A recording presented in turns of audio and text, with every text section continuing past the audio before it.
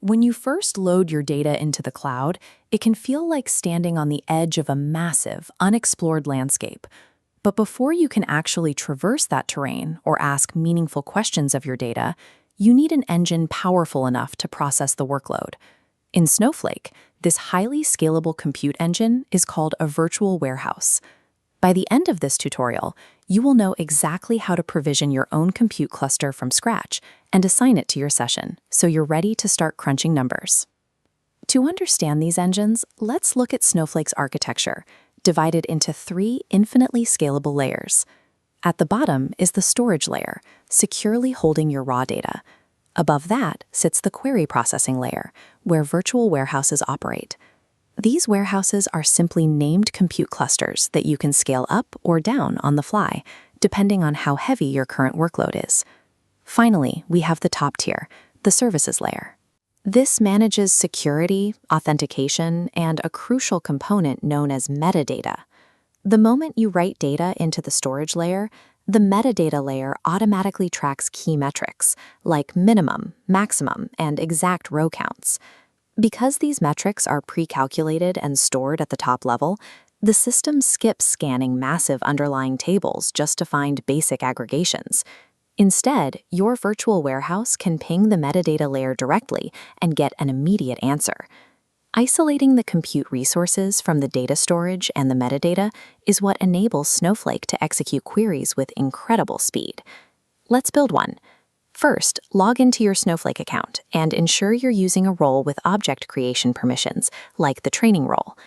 Look at the left-hand menu in the Snowsite interface, click on the Workspaces tab, and select Add New. From there, open a fresh SQL worksheet so we can begin drafting our code. Make sure you type your code manually. Copying and pasting directly from a PDF workbook introduces hidden formatting characters that will break your commands.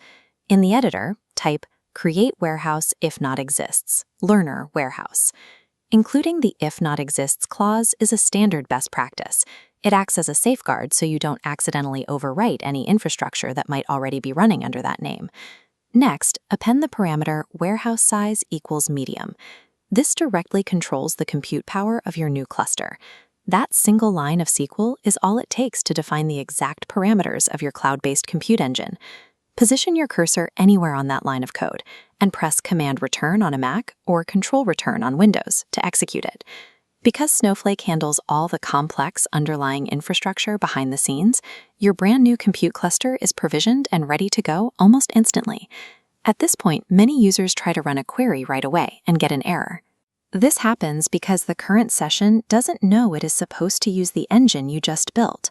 To fix this, drop down a line and type Use Warehouse, Learner Warehouse. Then run the command to assign the new cluster to your session.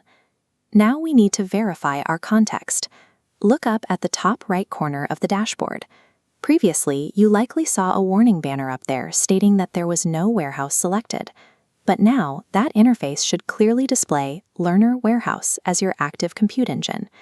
Verifying this context in the UI is your proof that the environment is properly configured and ready to process data. You've just successfully provisioned a highly scalable compute cluster entirely in the cloud. And because Snowflake physically decouples this compute power from your storage, you can suspend, resize, or completely drop this warehouse at any time without risking your underlying data. With your engine running, you are fully equipped to start querying tables and exploring advanced features like time travel. Mastering how to provision and assign these virtual warehouses is your primary tool for controlling both performance and cost in all your future data workflows.